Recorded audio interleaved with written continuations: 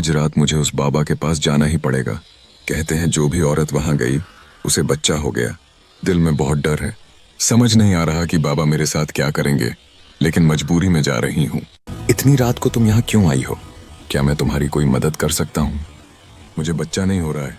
मैंने बहुत सी औरतों से सुना है कि जो भी आपके पास आती है उसे संतान की प्राप्ति हो जाती है। चिंता मत करो, तुम्हें भी बच्चा होगा, लेकिन इसके लिए तुम्हें मेरी एक शर्त माननी होगी। बाबा जी, आपकी वो शर्त क्या है? कृपया मैं आपकी हर शर्त मानने को तैयार हूँ।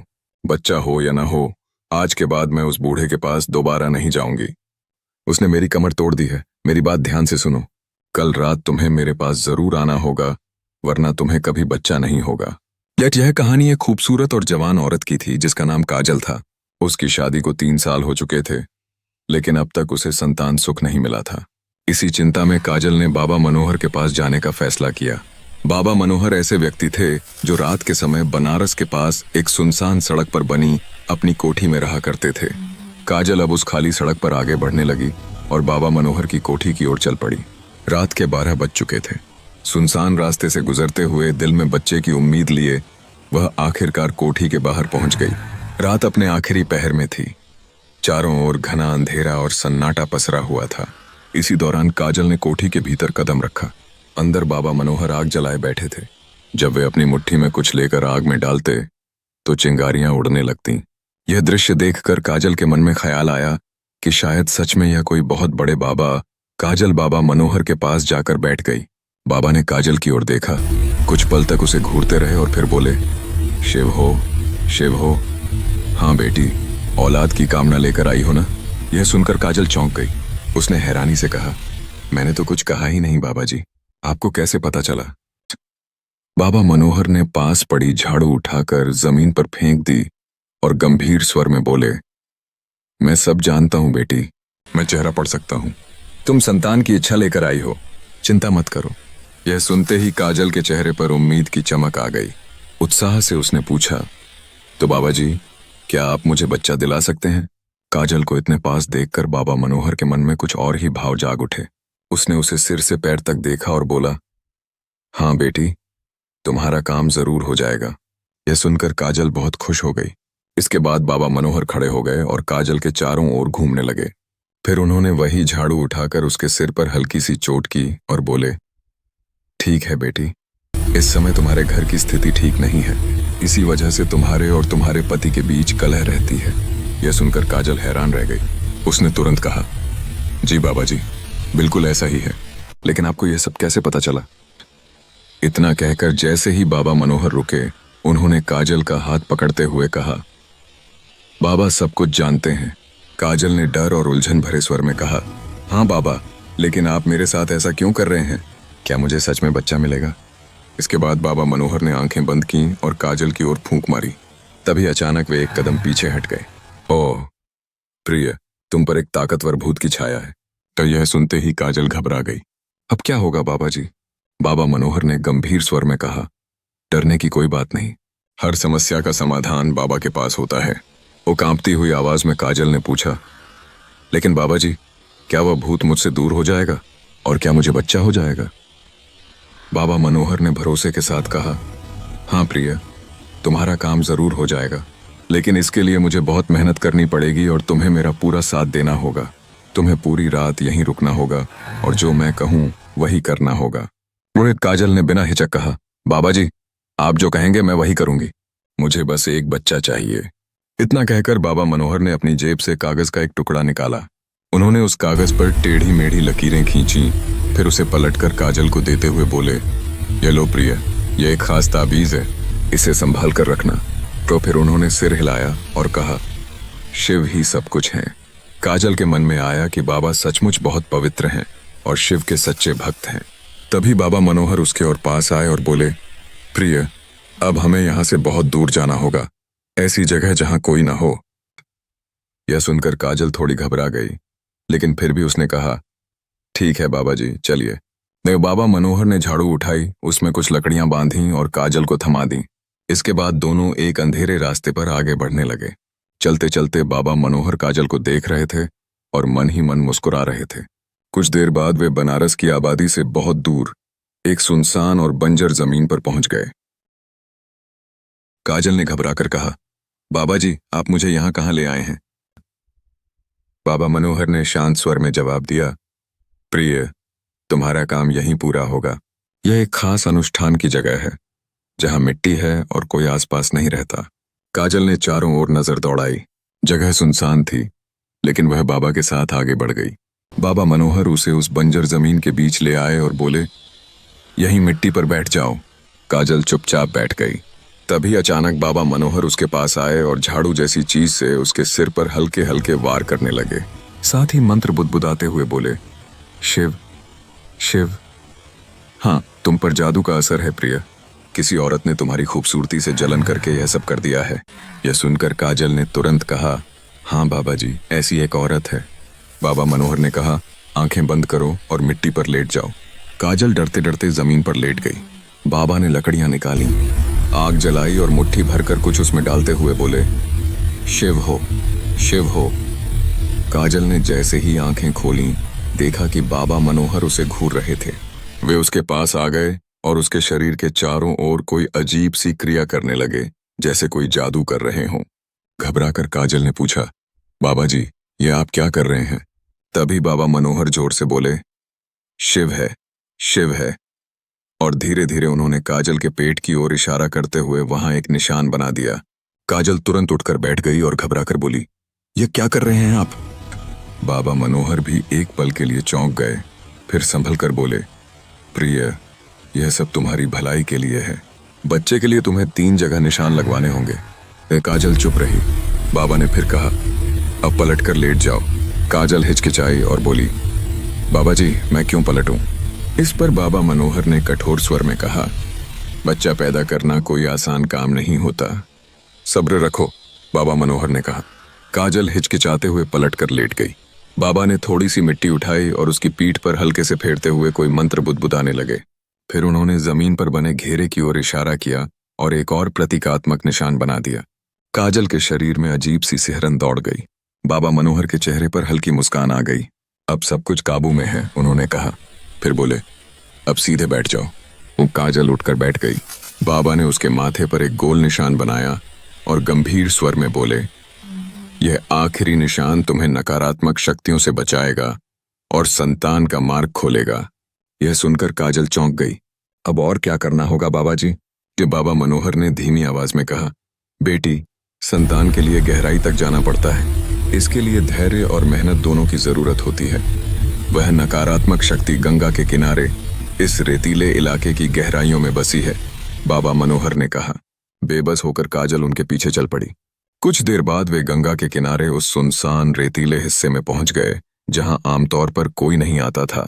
जमीन जगह जगह से धंसी हुई थी, हवा के साथ रेत उड़ रही थी। यह सब देखकर बाबा मनोहर के चेहरे पर हल्की सी मुस्कान आ गई। हाँ, यही सही जगह है, उन्होंने कहा। काजल वहीं रुक गई। तभी बाबा ने निर्देश देते हुए कहा, पीठ की ओर ध्यान दो, अब अगले चरण का समय है। काजल घबरा गई। बाबा जी, यह सब क्या है? बाबा मनोहर ने गंभीर लहजे में कहा, यह उसी निशान का असर पूरा करने की विधि है जिसके बारे में मैंने बताया था। डरने की जरूरत नहीं है। ये डर और असमंजस के बावजूद काजल ने हिम्मत जुटाई और बाबा के बताए अनुसार आगे की क्रिया के लिए तैयार हो गई। बाबा ने जमीन पर डंडा पटका और सख्त आवाज में बोला, अब पीछे मुड़ो, यह आखिरी विधि है। काजल का दिल जोर जोर से धड़कने लगा। क्यों बाबा जी? उसने घबराकर पूछा। जरूरी है, बाबा ने कठोर लहजे में कहा। डर के बावजूद काजल ने वैसा ही किया। बाबा ने जमीन से मिट्टी उठाई और कुछ मंत्र बुदबुदाते हुए हवा में घुमाए। फिर डंडे से जमीन पर 3 बार प्रहार किया और बोला, बस अब एक ही चरण बाकी है। काजल बेचैन हो उठी। अब क्या करना होगा बाबा जी? बाबा ने उसके माथे की ओर देखकर कहा, अब शुद्धिकरण के लिए गंगा जाना होगा, वहीं इस प्रक्रिया का अंत होगा। काजल चौंक गई। गंगा के पास क्यों? बाबा की आवाज और भी सख्त हो गई। जो कहा जाए वही करो, सवाल मत पूछो। संतान की चाह में काजल ने सिर झुका दिया। ठीक है, मुझे बस एक बच्चा चाहिए। बाबा के चेहरे पर एक अजीब सी संतुष्ट मुस्कान फैल गई। मन ही मन उसने सोचा, सब कुछ योजना के अनुसार चल रहा है।